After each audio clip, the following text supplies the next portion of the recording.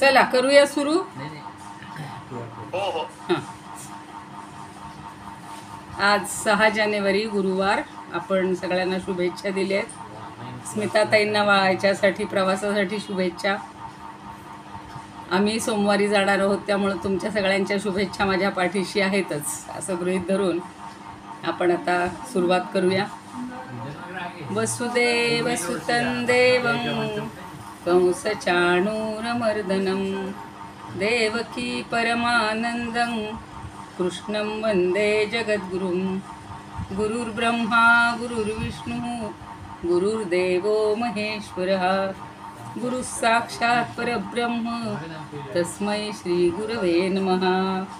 अलंकापुरी पुण्यभूमी पवित्र तिथे नांदतो ज्ञानराजा सुपात्र. तया आठवीथा महापुण्यराशी नमस्कार साष्टांग श्री ज्ञानेश्वरासी.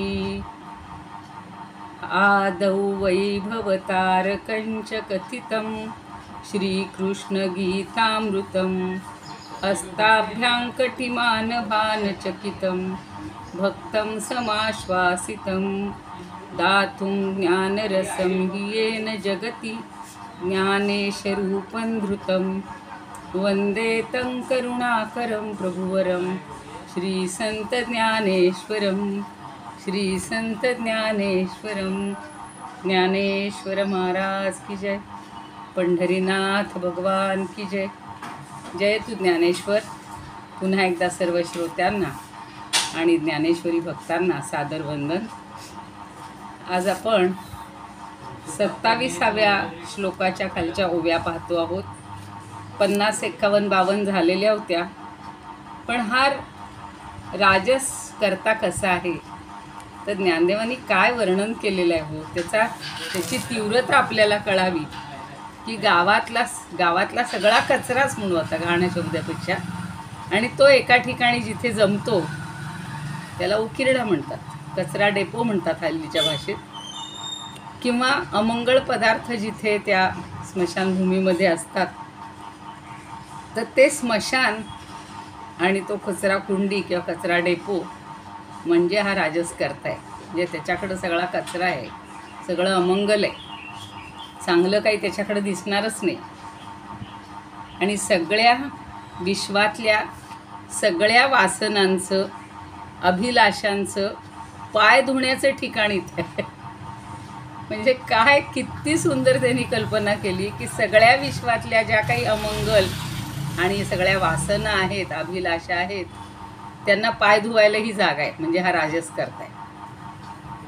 आणि तिसरं सांगितलं होतं की ज्या कर्मापासून फलप्राप्ती होईल, विना कष्ट होईल, अशी सोपी सुटसुटीत कर्म तू सुरू करतो. म्हणजे ज्याच्यात आपल्याला फार कष्ट नाही, त्रास नाही आणि फायदा लगेच मिळेल अशी कर्म सुरू करणारा तो राजस करता आहे.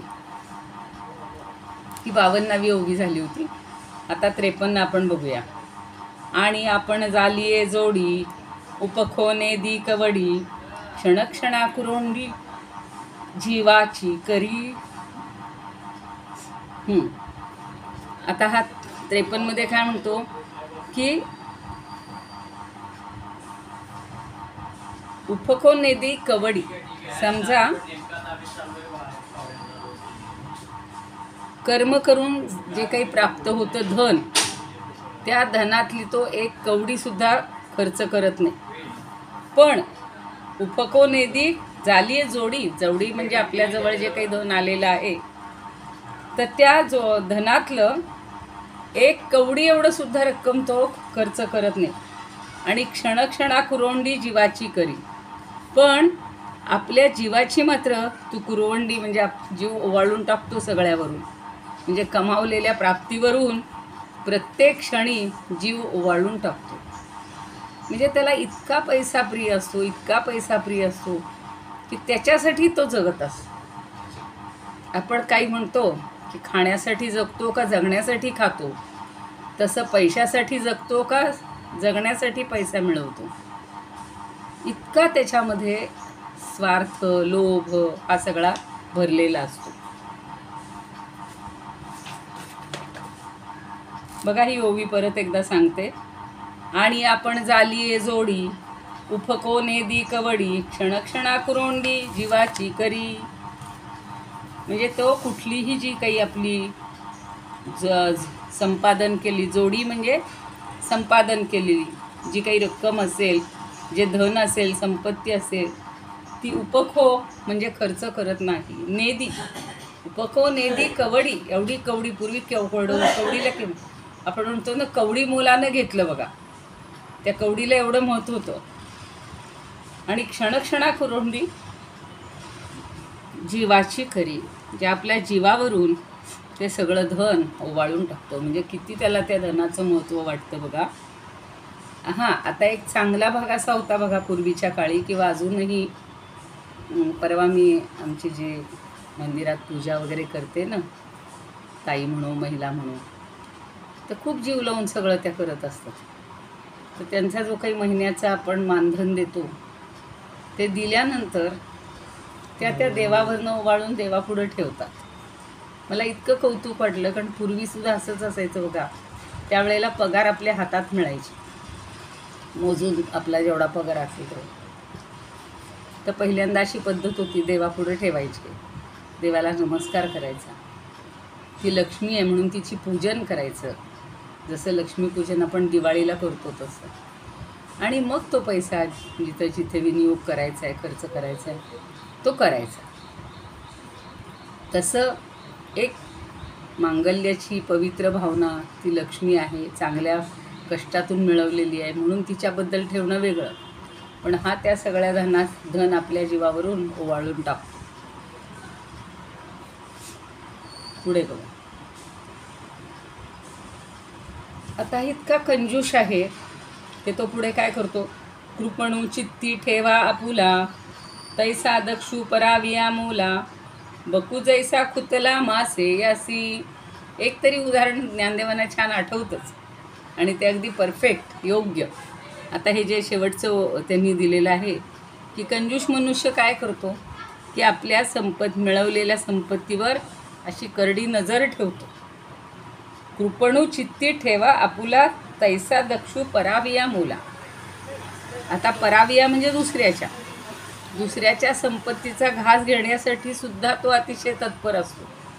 आपली संपत्ती सुरक्षित ठेवण्यासाठी तो धडपडतोच, पण दुसऱ्याच्या संपत्तीवरही त्याचा डोळा असतो. तो कसा असतो, तर माशाला पकडण्यासाठी जसा बगळा अगदी अशी नजर ठेवून असतो की नाही, म्हणून डोळे मिटूनी ध्यान कुणाचे वळसणी तर करीशी, असं म्हटलेलं आहे.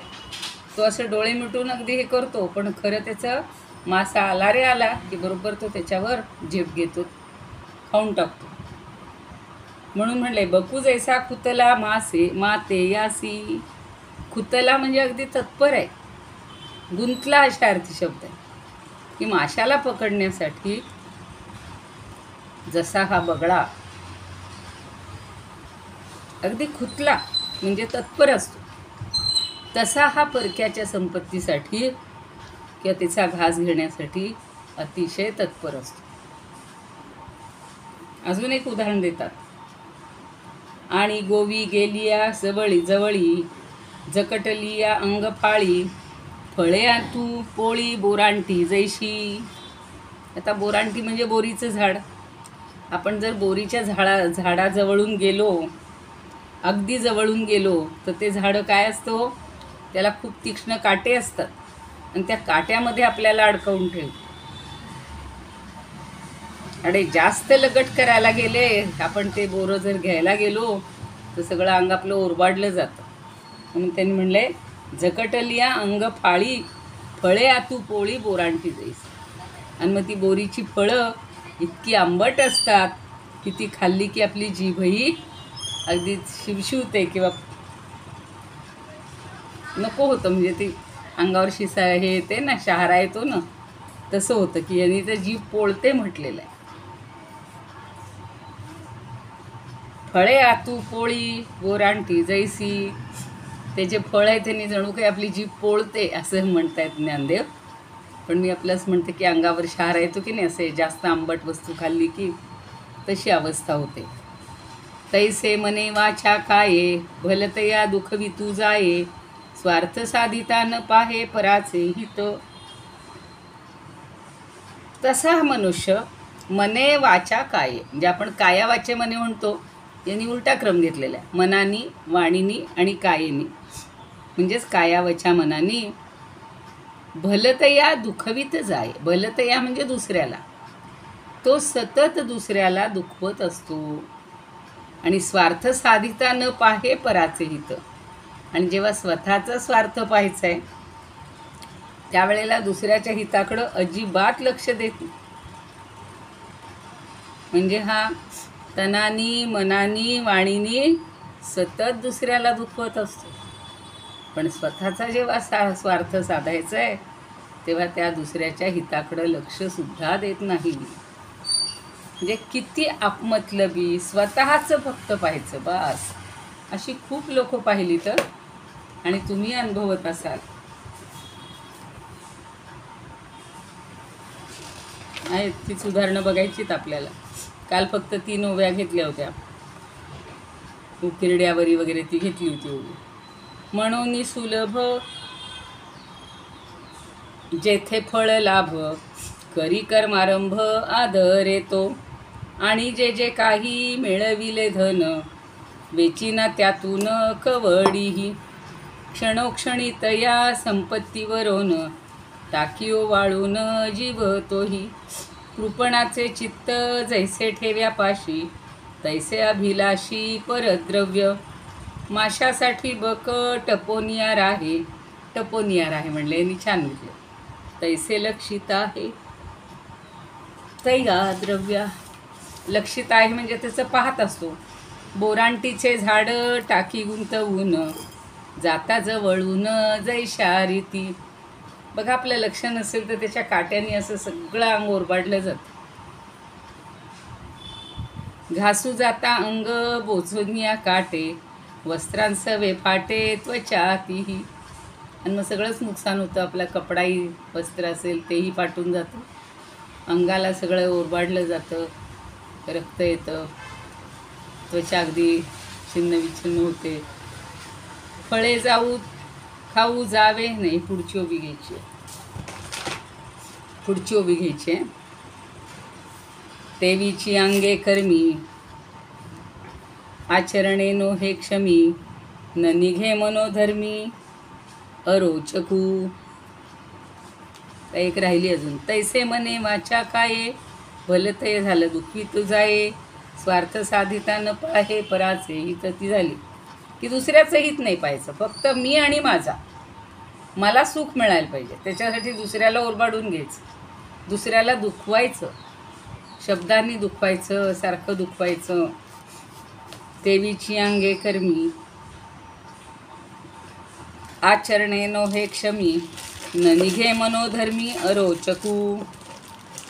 आता ज्या गोष्टीचा प्रारंभ करायचा आहे किंवा प्रारंभ झाला आहे, असं कुठलंही कर्म शेवटपर्यंत पार पाडण्यासाठी तो काय करतो, खरा असमर्थ असतो.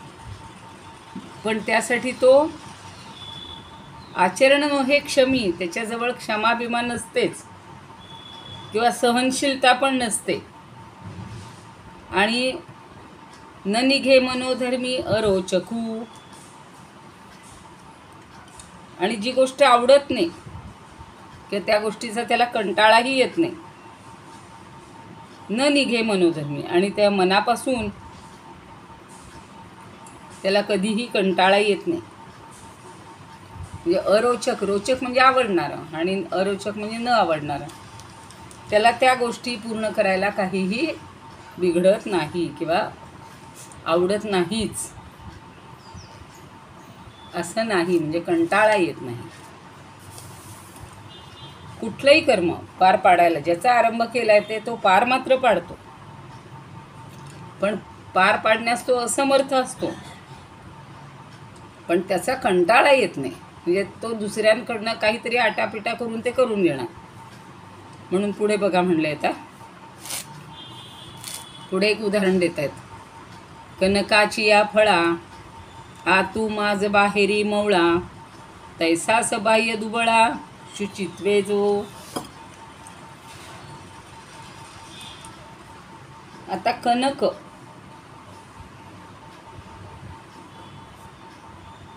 कनक म्हणजे धोत्रा. तर त्या धोत्र्याच्या फुलाला तो काय करतो, फळाला आत अंमली आणि भूल आणणारा गर असतो. धोत्र्याचं फूल पाहिलं असेल तुम्ही, तर त्याच्यामध्ये जो गर असतो तो अंमली असतो, आपल्याला गुंगीत आणणारा असतो आणि भूल आणणारा असतो, आणि शिवाय त्याच्या आजूबाजूला काटे असतात. कनकाची या फळा अंतू माझ बाहेरी मवळा, म्हणजे आतून तो गर आहे, तो अंमली आहे, आजूबाजूला सगळे काटे आहेत. सबाह्य दुबळा शुचित्वे जो. आणि तो शुचित्वाच्या बाबतीत अगदी दुबळा असतो, म्हणजे तो दरिद्री असतो. अशा अर्थी शुद्धताही नसते त्याच्याकडे. तो गरही त्रासदायकच आहे, तशी याची अवस्था आहे. म्हणून पुढे सांगतायत बघा, आणि कर्मजात केलिया फळला आहे जरी धनंजया. आणि कर्मजात केलिया फळला आहे जरी धनंजया, तरी हरिखे जगाय या वाकुलिया वाये. मग आता तो जी कर्म करतो त्याच्यात थोडंसं जरी यश प्राप्त झालं किंवा कर्मफळ त्याला मिळालं की लगेच तो इतरांना वाकुल्या दाखवतो, चिडवतो. बघा त्यांनी छान सांगितलं अगदी. तरी हे बघा, फळला आहे जरी धनंजया, हरिखे म्हणजे हर्षित होतो, आनंदित होतो. हरिखे जगाय या वाकुलिया वाये म्हणजे जावं. आपण कसं बघ, लहान मुलं सुद्धा बघतात, बघ तिला टिक टुक टुक टुक टुक माकड. आम्ही खातो ते जसं आम्ही खातो वगैरे तुम्ही खा साली, असं त्या फणसाचं एक गाणं आहे.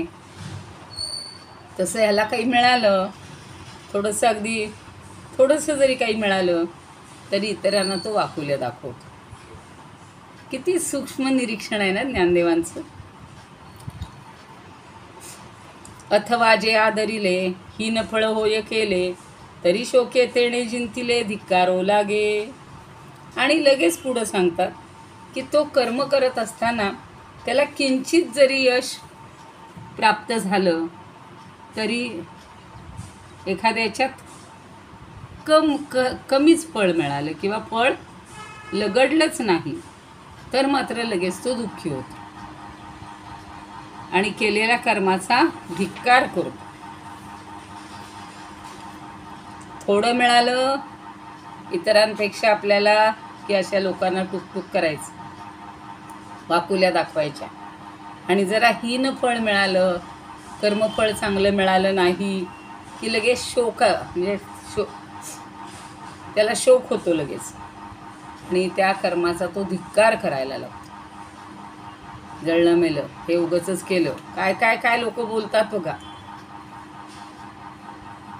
म्हणजे त्याला फक्त चांगल्या गोष्टी आपल्यासाठी हव्यात, आपल्याला कष्ट नकोत, दुसऱ्याला लगेच तो हीन लेखायला हे करायला कमी नाही करणार. कर्मी रहाटी ऐसी जया ते होती देखसी, तोची जाण त्रिशुद्धीसी राजस करता. पण पुढं असंही म्हणतात की अशी कर्माविषयी त्याची जी एक चमत्कारिक वागणूक आहे ती तुझ्या दृष्टीस पडेल आणि मग तो राजस करता आहे हे तू निश्चितपणानं समज. जसं काल सांगितलं होतं की तो सात्विक करता आहे तू निश्चितपणानं समज. तसं काय म्हटलं आता की कर्मी रहाटी ऐसी जया ते होती देखसी. अशी कर्माची रहाटी म्हणजे त्याचं असं वागणं असतं, हे जर तू असं पाहशील तर अगदी त्रिशुद्धीसी म्हणजे अगदी खात्रीनं तुला सांगतो की तो निश्चितपणानं राजस करता आहे. आपण म्हणतो ना, डोळे झाकून अगदी मी ओळखू शकीन हा माणूस कोण आहे ते. इतकं माणसांनी त्याच्याकडं नोंद केलेली असते की हा कसा आहे बा. किंवा एखादी त्याची हालचाल, त्याचं बोलण्यावरनं पण लगेच लोक लक्षात येतात. आता यया पाठी येरू, जो कुकर्माचा आगरू, तोही करू गोचरू तामस करता. आणि मग त्याला परत तेच म्हणतात, तुला एक वाईट गोष्ट आणि नीच कर्माची खाण असलेला असा जो आता तामस करता आहे त्याच्या संबंधी तुला निरूपण करतो. आता तामसकडे जायचे म्हणून त्यांनी म्हणले, यया पाठी येरू कुकर्माचा आगरू. कुकर्म दुष्कर्माचा हा जणू काही आगर असतो, साठा असतो. आणि तोही गोचरू, तोही तुला ओळखू यावा. तो कोणता आहे? तामस करता. त्याच्याबद्दल मी आता तुला सांगतोय, ते तू ऐक. मग अशी 2-4च राहिल्या ओव्या. फळे खाऊ जावे तरी ती ढसाण. त्या बोराच्या बाबतीतली एकदा ओवी घेते. टाकी ती पोळून जिव्हे लागी. ढसाण म्हणजे अत्यंत आंबट अशा अर्थी तो शब्द वापरलेला. तैसे पिढी लोका कायावाच्या मने, स्वार्थापुढे नेणे परहित. आरंभिले कार्य न्यावया तडीस, सामर्थ्य जयास नसे अंगी. आपली ताकद, सामर्थ्य सगळं पाहून म्हणले की नाही, पराक्रम हे सगळं पाहून कामाला सुरुवात करावी. पण हा काय करतो? आरंभलेलं जे कर्म आहे ते तडीला जायला त्याच्याकडं सामर्थ्यच नसतं. काम्यकर्माचा त्या न कधी वीट, नघे कधी वीट. दुर्घट अचाट जरी होतो. आता काम्यकर्म म्हणजे ज्याच्यामध्ये कामना ठेवली हे कर्म आहे ना, तर कधी कधी ते दुर्धर असतं, म्हणजे करायला अवघट असतं. आणि म्हणून मग त्याला वीट येतो. आता उदाहरण धोत्र्याच्या फळाचं दिलं होतं. धोत्र्याचे फळ मादक आतून आणि बाहेरून काटेरी. ते म्हणजे आतूनही मादक आहे आणि बाहेरून काटे आहेत, म्हणजे त्याचा उपयोग दे तसा हा असतो. तैसा अंतर्बाह्य अशुद्ध सर्वथा, राजस तो करता ऐसे जाण. इष्टफळ प्राप्ती होता धनंजया, हर्षे वाकुलिया दावी जगा. आरंभिले कर्म झाले फलहीन, तरी उद्वेगून धिक्कारिते. ऐशा परी कर्मी ज्याचे आचरण, पार्था करता जाण राजस तो. आता तामसाची तुझ दाऊ खूण, होय जो ठिकाण कुकर्माचे. आता मी तुला कुकर्माचं ठिकाण असणारं जो तामस करता आहे तो तुला आता दाखवतो बरं का. आपल्याला कर्म पाहिली त्यांची, तामस कर्म कशी आहेत, किती भयंकर प्रकारची कर्म त्यांनी केलेली होती. मग आता हा कर्ता म्हणून कसा ओळखायचा ते आता भगवंत सांगतात. अयुक्त प्राकृत स्तब्ध, शठो नैष्कृतिको लसहा. विषादी दीर्घसूत्रीच, करता तामस उच्यते. सकाळी झालेला आहे हा श्लोक, कालच झालाय. अयुक्त हा म्हणजे ज्याचं चित्त स्थिर नाही. प्राकृत म्हणजे ज्याच्यावर संस्कार झालेले नाहीत. स्तब्ध म्हणजे अत्यंत घमेंडखोर असणारा. शठ म्हणजे कपटी. आणि नैष्कृतिक हा म्हणजे दुसऱ्याचा आनंद सहन न होणारा. आणि अलस हा म्हणजे आळशी. विषादी एवढं तेवढं काही झालं की दुःख मानणारा. आणि दीर्घसूत्री म्हणजे आपलं काम लांबणीवर टाकायला. असा जो आहे तो करता तामस म्हटला जातो. आपण भगवद्गीतेत तेच शिकलोय आणि आजही बरोबर तो श्लोक आलेला आहे. थोडं आज आपण गीतेत पुढे गेलेले होतो. आज आता उशीर झाल्यामुळं कदाचित पटकन वेळ संपेल. बघूया, ओव्या काही घेऊया. तरी मिया लागलिया कैसे, पुढील जळत असे, हे नेणी जे हुताशे जिया परी. आता नेहमी अग्नीचं पण असं उदाहरण देतात, हुताशन म्हणजे अग्नी. तरी मिया लागेली जैसी कैसे, म्हणजे त्याच्या समोरची काही वस्तू येईल, तिला जरा स्पर्श झाला की काय होतं, पुढील जळत असे, हे नेणी जे हुताशे. त्याच्या लक्षात पण येत नाही की आपण कशाला स्पर्श केला आणि ती वस्तू जळून गेली. हे जळणाऱ्या वस्तूला किती वेदना होतात. हे अग्नीला कधी कळेल का हो? नकळत जरी आपला पाय लागला आणि आपल्याला चटका बसला तर आपल्याला किती वेदना होतात, या त्या अग्नीला कुठे कळतं? पै शस्त्रे मिया तिखटे, नेणी जे कैसेनी निवटे, का नेणी जे काळ कुटे आपुले केले. ही ओवी मला फार आवडली होती, की ज्याच्याकडे भरपूर तीक्ष्ण धार आहे. शस्त्रे मिया तिखट, तिखट म्हणजे तीक्ष्ण बरं का, आणि नेणी जे कैसेनी निवटे, आणि मग त्याच्यामुळं ती धार काही जाणत असते का, की याच्यामुळं आपल्यामुळं त्या व्यक्तीचा जीव जाणार आहे, हे कधी शस्त्राला कळत नाही. आणि अजून एक उदाहरण दिलेलं आहे, का नेणी जे काळ कुटे आपुले केले, तैसा पुढिलया आपुलया घातू करीत धनंजया. नाही, वरचीच आहे, नेणी जे कैसे निवटे, का नेणी जे काळ कुटे आपुले केले. आधी म्हटलं की शस्त्राला ते कळत नाही, आपली धार इतकी असल्यामुळं दुसऱ्याचा नाश झाला. तसं काळकूट नावाचं जे विष आहे ह्याच्यातून निघालेलं समुद्र मंथनातून, तर ते काळकूट विषाला समजतं का, की मला प्राशन केल्यामुळं त्यांचा मृत्यू झाला, हेही त्याला कळत नाही.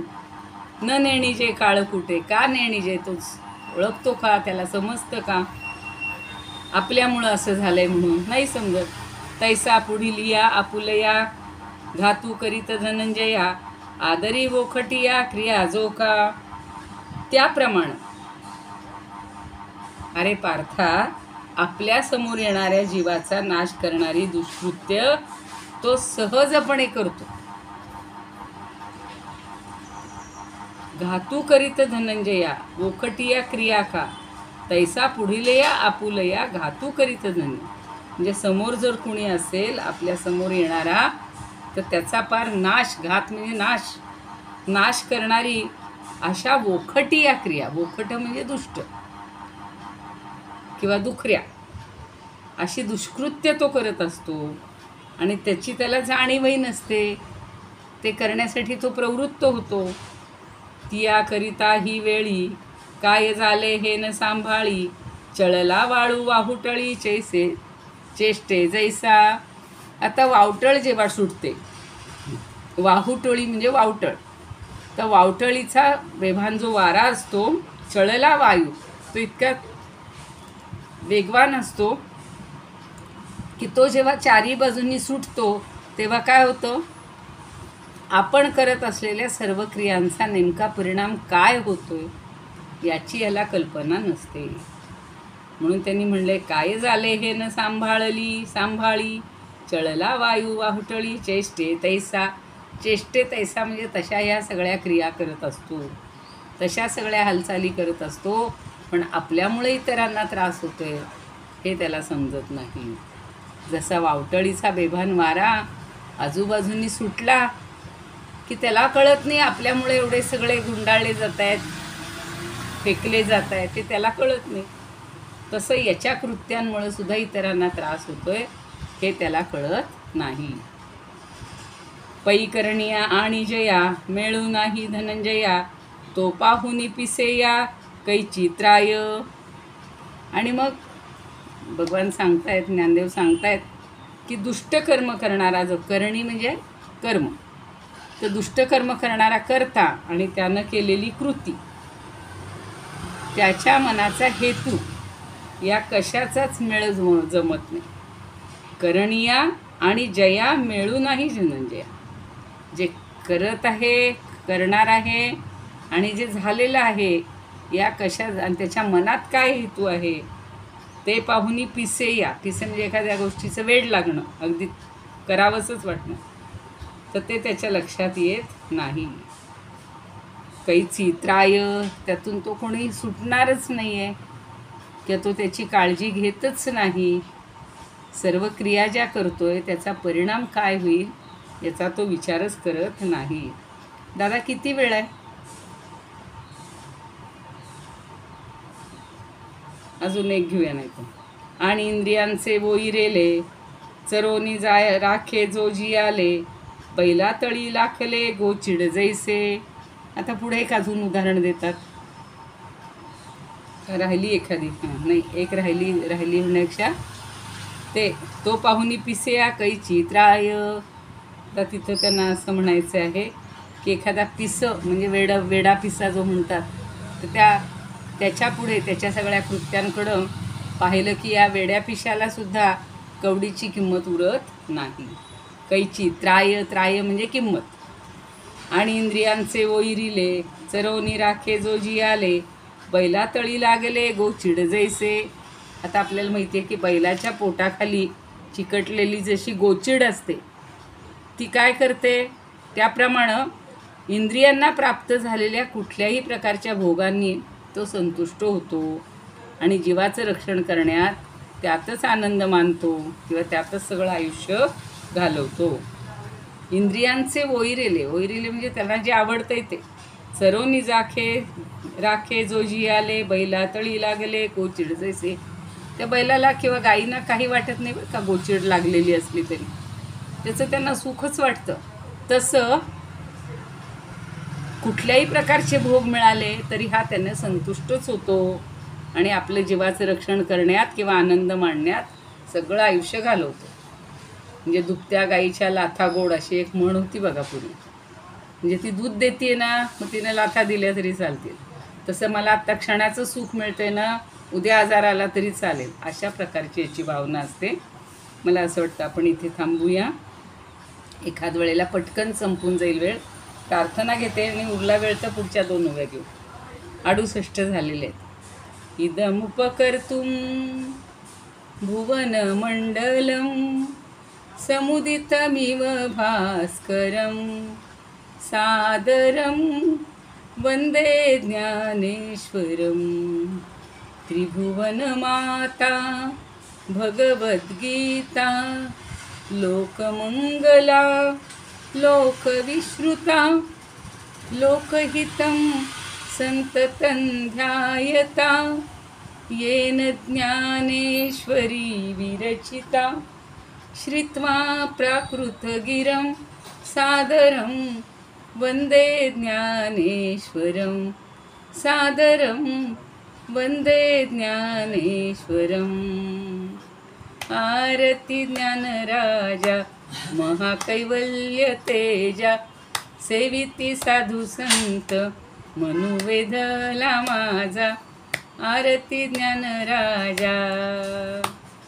लोपले ज्ञान जगी हित नेणती कोणी, अवतार पांडुरंग नाव ठेविले ज्ञानी. आरती ज्ञानराजा. कनकाचे ताट करी उभ्या गोपिका नारी, नारद तुंबरू हो सामगायन करी. आरती ज्ञानराजा. प्रगट गुह्य बोले विश्वब्रह्मची केले, रामा जनार्दनी पायी मस्तक ठेविले. आरती ज्ञानराजा. महाकैवल्य तेजा, सेविती साधू संत मनुवेधला माझा. आरती ज्ञानराजा. ज्ञानेश्वर महाराज की जय. पंढरीनाथ भगवान की जय. जय तू ज्ञानेश्वर.